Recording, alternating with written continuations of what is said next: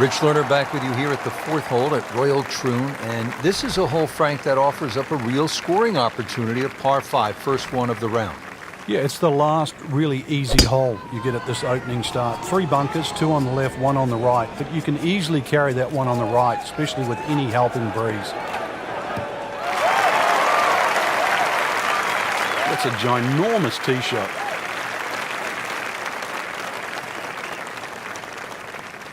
Now the second shot to the par 5.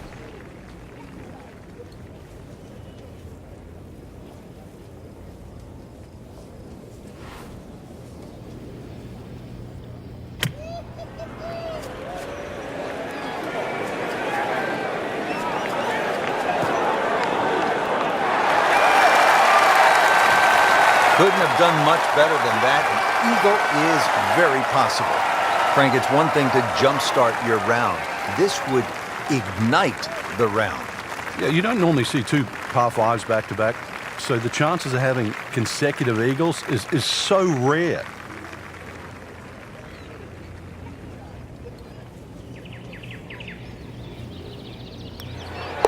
Just an amazing display. The records continue to fall.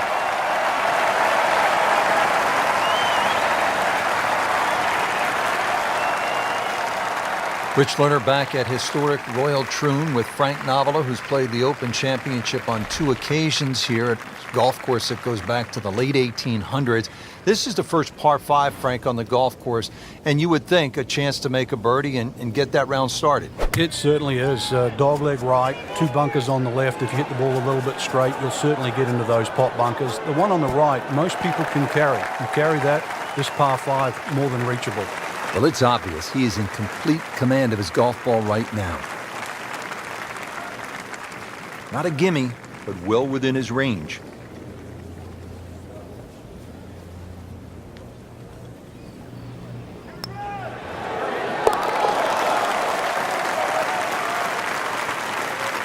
Frank, this is a player in full flight right now. It looks too easy right now.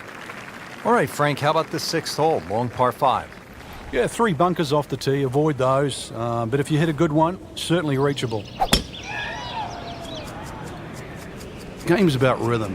When you have good rhythm, it just looks effortless. To hit the ball 300 yards through the air, that easy. Good tee shot, good lie, and now a good chance to take advantage here on this hole. Second shot.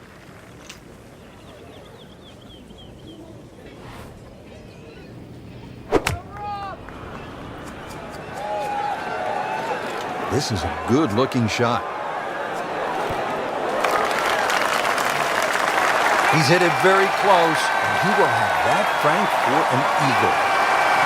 Amazing how quickly the round changes. He'll quickly pick up 2 shots on the field. Count that for eagle.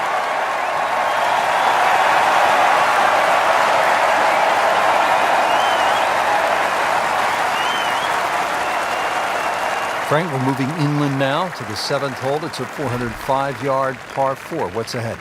Little dogleg to the right. A couple of bunkers right on the corner of it.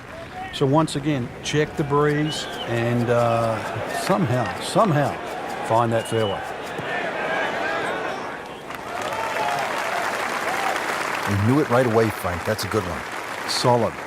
Frank, really good chance from this position to make a birdie. Yeah, really the only thing he's looking at right now is the flag. This is a green light special.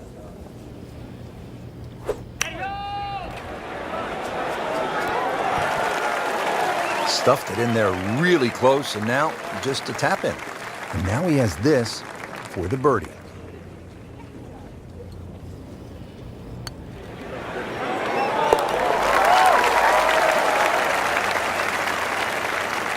Continues to amaze. Yet another birdie, and what a day it's been.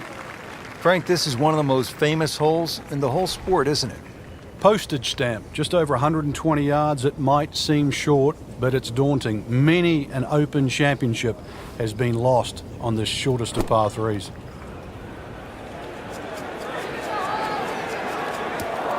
Frank, what's ahead after missing the par 3 here? Well, a tricky little shot coming up, but really this is a difficult par 3, so if you can get this up and down, it still won't be a lost cause.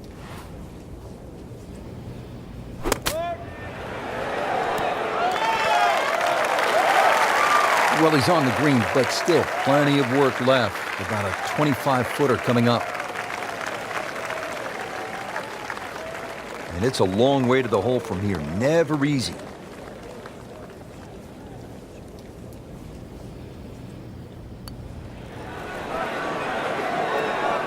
Just slides by. Yeah, can't afford to miss too many of those out here today. Just a couple of feet.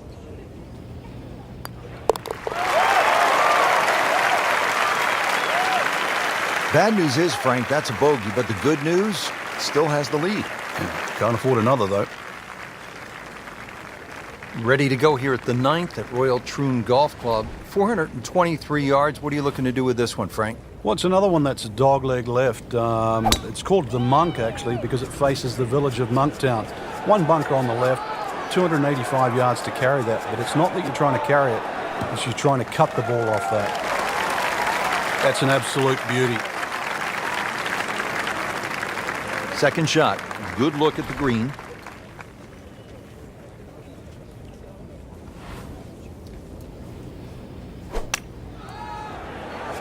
Get down. Lay down. Certainly had enough power, just didn't have any touch.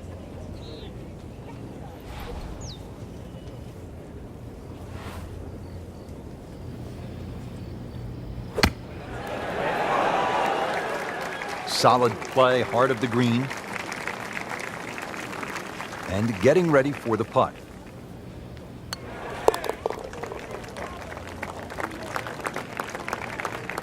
Solid par.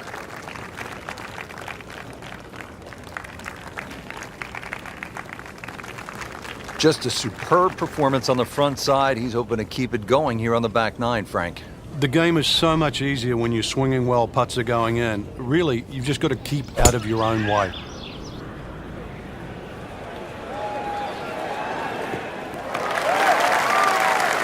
Nicely played shot, about 310 yards down the fairway. Well, it's going to take a good one here, considering what they've already gone through, Rich. Right now, that green is going to look very small, so it's going to take a good shot here to give himself an opportunity. Some really poor play to this point.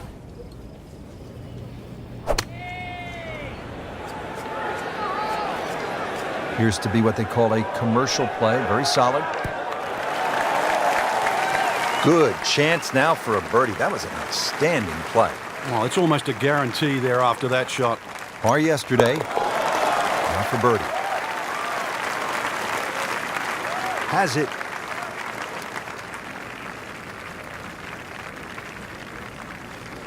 Rich Lerner alongside Frank Novello, getting set for the back nine here at historic Royal Troon. What's the 10th hole all about, Frank?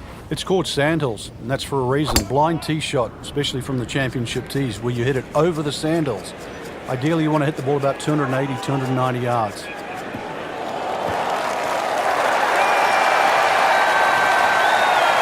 Good strike, good lie, good chance to attack the pin. Frank, this is a position where a player is absolutely licking his chops here. Good chance to make a birdie. Yeah, this is when this game just looks like fun. Bunkers don't seem to be in play. The only thing you're really looking at right now is just the flag.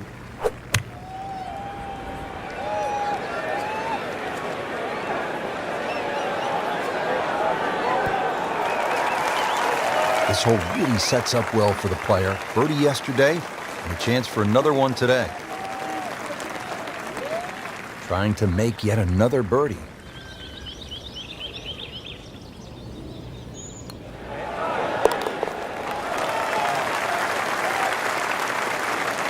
And he has it. A good putt redeems all.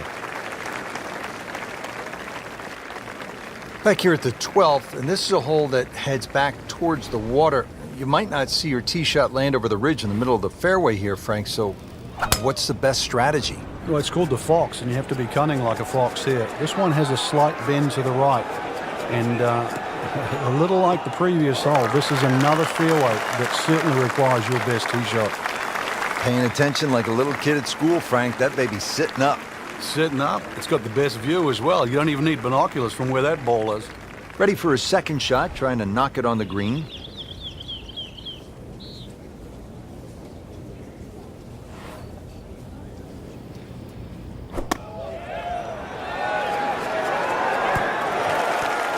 That is an excellent play right there. The approach, giving him another good look. Right about 9 feet here to the hole.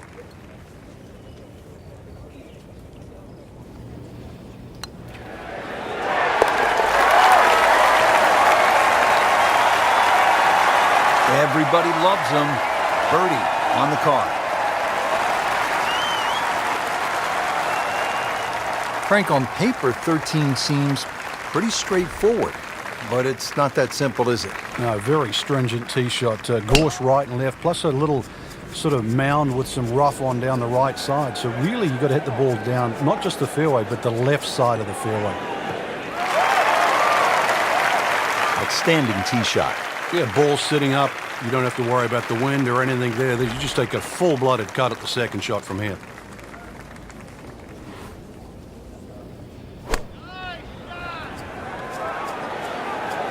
Seems to like it. Headed for the fat part of the green. Wow, Frank, he is dialed in. Yeah, that was just some shot on that. Easy birdie.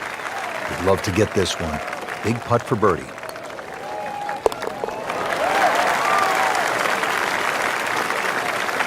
Just an amazing display. The records continue to fall. Rich, I remember playing with, it was Ben Crenshaw and Mark McCumber in a World Cup of Golf at Royal Melbourne. And Royal Melbourne's greens are as fast as any in the world. And it was probably one of the best putting exhibitions I ever saw without Ben actually making every putt. His sense of speed. And I think that's where I started to see that putting was a real art. He would look at a putt like it had 7 or 8 different dimensions to it.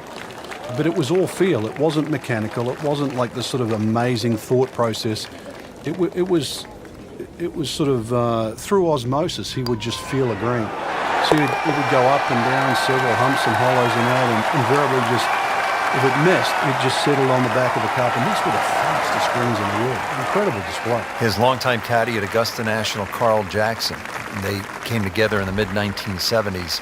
Carl recalls the first time he saw Ben, and what stood out was, as Carl tells it, the putting stroke. And in Carl's words, it flowed like the wind.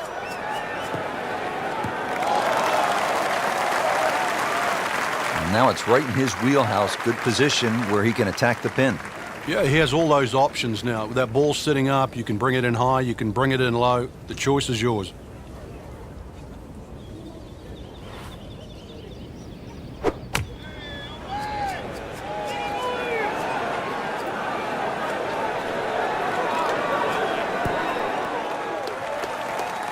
Can't hide the flagstick from that man. Settles in over the putt.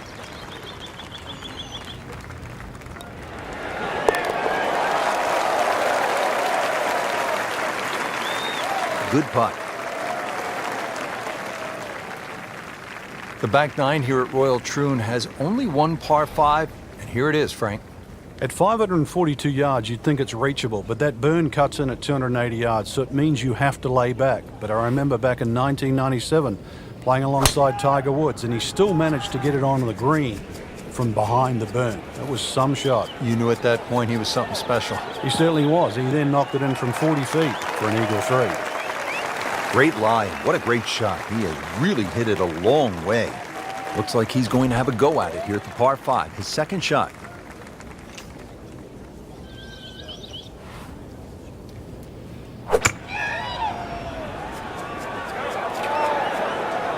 Get down. Look out.